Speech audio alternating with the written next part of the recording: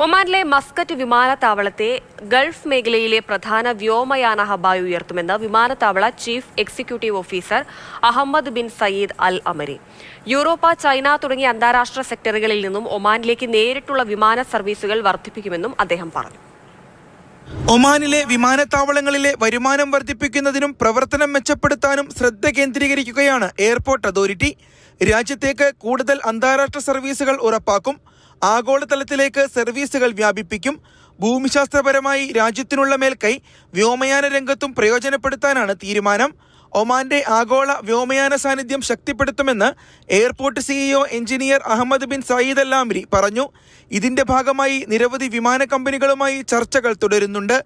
ഹംഗറിയിലെ ബുഡാപെസ്റ്റിനിൽ നിന്നും മറ്റ് യൂറോപ്യൻ നഗരങ്ങളിൽ നിന്നും ഒമാനിലേക്ക് നേരിട്ടുള്ള വിമാന സർവീസുകൾ ആരംഭിക്കുന്നതിനുള്ള ചർച്ചകൾ പുരോഗമിക്കുകയാണെന്നും അദ്ദേഹം വ്യക്തമാക്കി.